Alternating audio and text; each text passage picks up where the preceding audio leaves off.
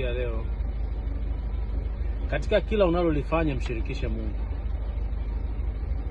Tena ni vizuri zaidi kumshirikisha Mungu kwenye jambo ambalo bado hujaanza kulifanya.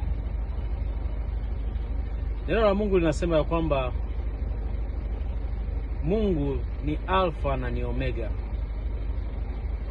Kwa maana nyingine ni mwanzo na ni mwisho. Ukitaka Mungu awepo na wewe kwenye safari yako yoyote, iwe ni ya kazi, iwe ni ya biashara, iwe ni ya ndoa, anza kumshirikisha Mungu kuanzia mwanzo kabisa mwa safari yako.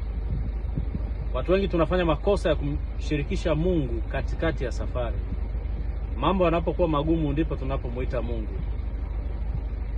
Nataka nikupe ujumbe huu ndugu yangu, ya kwamba kwenye kila jambo unalotaka kuanza, mshirikishe Mungu tangu mwanzo, ili Mungu awe Alfa, awe mwanzo, ahusike na wewe kwenye jambo unalotaka kulifanya, lakini pia awe Omega. Maanake ataanza na wewe safari na atamaliza na wewe safari.